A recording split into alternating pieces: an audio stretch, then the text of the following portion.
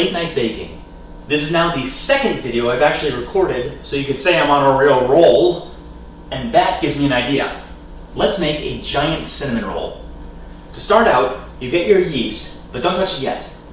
Because first, get 1/3 of a cup of butter and just set it aside. We'll come back to it later. Now we get the yeast. At the time of this recording, we're still in the middle of a terrible plague, so dry yeast is hard to come by. I've only been able to obtain this block yeast, which I didn't even know existed. Thanks, Mom and Dad. So take your block yeast, and as if it were any other dry yeast, put it in a bowl. You crumble it up. Ew, it feels all rubbery and weird. I've never used this before. Oh, this stuff's weird. But I digress. 1/2 cup of water. 1 teaspoon of sugar.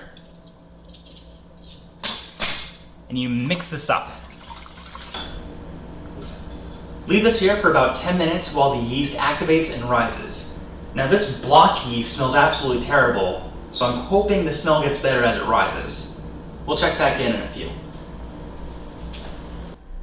The yeast has activated, risen, and smells delicious. As you can see, the yeast has foamed up, so we know it's ready. We're going to add that to our main bowl. Get all that good yeast. I'm going to add 1/2 cup of room temperature milk.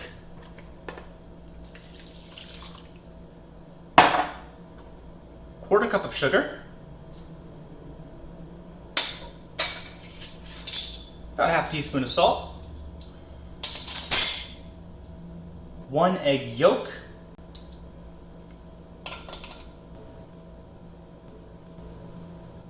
And 1 egg.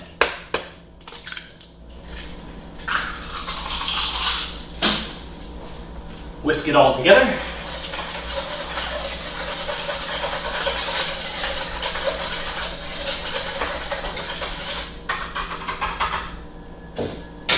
Now comes the flour. Add in 2 cups of flour. Now, I don't have a mixer, so I'm going to get down and dirty with it. Once that's generally combined, then you add 1/3 cup of flour. And start to get that to thicken up. This would be a lot easier if I had a mixer, but I am both lazy and cheap. I find myself in a bit of a sticky situation here, but Miss Frizzle always said to get messy, and are you really going to argue with the frizz? You're going to take 5 tablespoons of butter, 1 tablespoon at a time, throw it in there, mix it around until it's incorporated. Once all the butter is incorporated, add your final cup of flour. And get to work. It immediately feels less sticky. And this is the part of the recipe where you look at your dough straight in the eye and you say, "Baby, I need you the most." If you find your dough is still a little sticky, you can always add 1 tablespoon of flour to the mixture and continue kneading until you are left with one nice solid ball of dough. You're going to take your ball of dough, put it into a large greased bowl, cover it with a towel, and let it sit for about an hour. Now while this rises, I'm going to go finish Logan's run, so we'll check back in on this later. And now the moment you've all been waiting for. Ladies and gentlemen, he has risen. Isn't that perfect? Now you're going to give it one nice, quick, gentle punch to bring it down, and briefly set aside. Clear your workspace and lightly sprinkle it with a bit of flour. Ooh, this feeling always feels weird to my nerves. It's like nails on a chalkboard. Now in a bowl, combine 1/3 cup white sugar, 1/3 cup brown sugar. And you can't have a cinnamon roll without cinnamon. Get 1 tablespoon of cinnamon. That's right, a good even tablespoon. And mix it together. And set that aside. Take your dough and place it onto your lightly floured surface. Take your dough out of the bowl and put it on your lightly floured surface. Get a rolling pin from your old Punch and Judy bits and get that spread out into a nice rectangle. Doesn't have to be perfect. When you've gotten it into a rough rectangle, you want to be sure that it is about a foot or so wide and about 1.5 feet long. Now remember that butter we set aside a few hours ago? It's practically goo, which is exactly what we want. Smoosh that onto the dough and spread it like you're buttering a delicious dinner roll at Thanksgiving.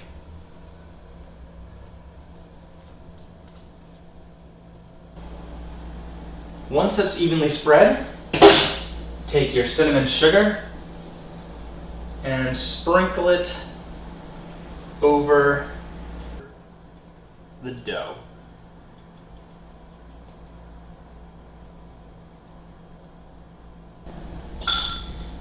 If you have one of those food paintbrushes, they are a great help in getting things spread nice and evenly, because you don't want to bite into your cinnamon roll later and have a giant pocket of cinnamon sugar pop out and go down your lungs.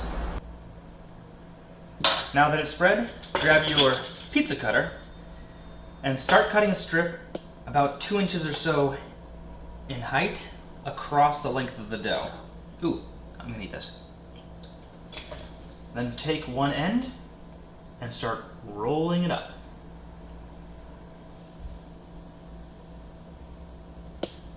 Place the end on the outer edge of the dough and cut.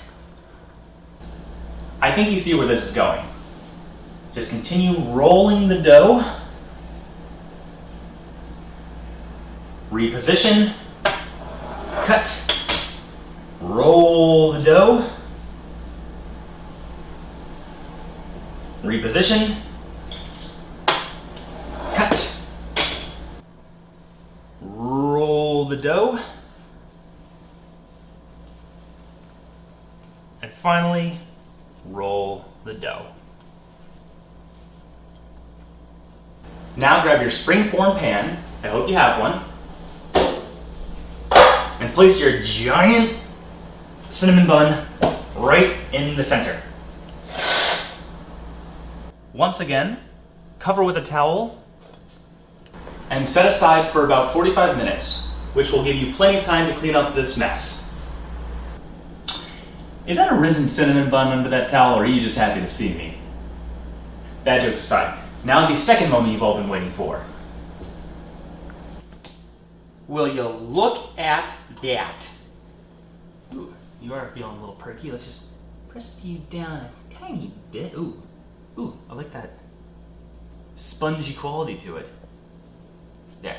Now, we are going to place this in a 350-degree oven. You're going to cover it in foil and rotate it every 20 minutes over the course of an hour.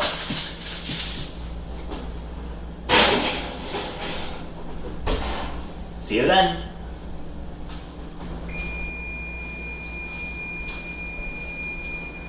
Let's take a look-see.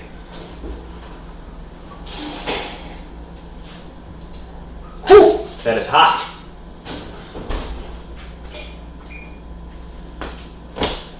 And the third moment you've all been waiting for. Oh, precious. Now we need to let this cool for about 10 minutes.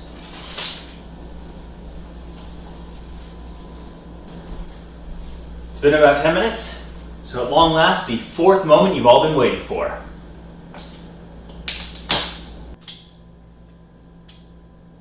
And there you have, there you have your giant cinnamon bun. If you're a quitter, you can call it a night now and dig in. But if you want the full cinnamon bun experience, you set this aside to cool a little more, grab a brick of cream cheese, and come back in a bit. Good for you, you stuck around for the frosting. You take 1/4 cup of butter, half a stick, softened. Then grab that brick of cream cheese, and sadly you're only going to use half of it.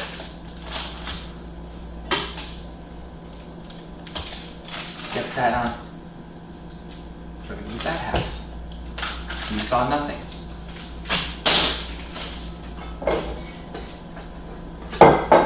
Get these mixed together.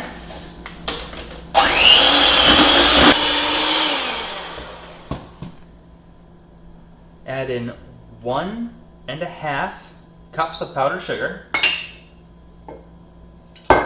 followed by 1 teaspoon of vanilla, and mix that all together.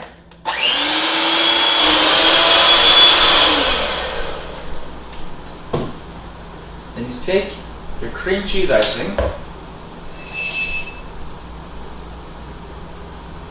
scoop it all out,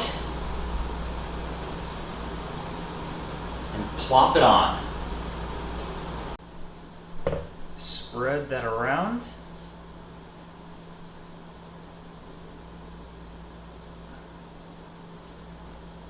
Doesn't have to be a nice even layer of icing like the cake from last episode was. Just really whatever you like. If you like cream cheese concentrated on one area, then you put the cream cheese wherever you'd like. If you want it nice and even, then you take the time to smooth it out. It's whatever floats your boat.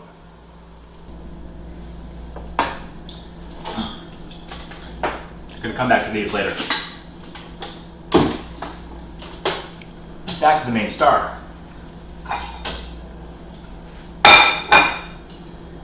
Something tells me a serrated knife might be easier. So let's make that first incision.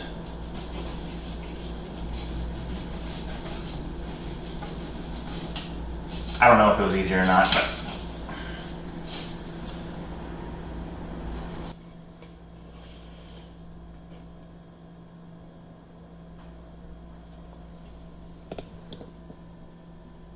your cinnamon bun cake slice.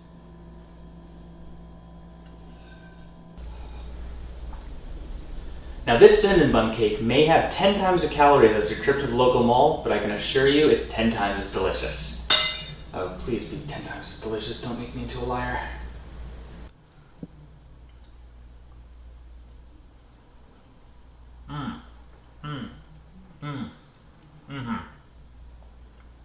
Delicious. This has been tonight's swirlwind recipe. I hope you all had a good late night.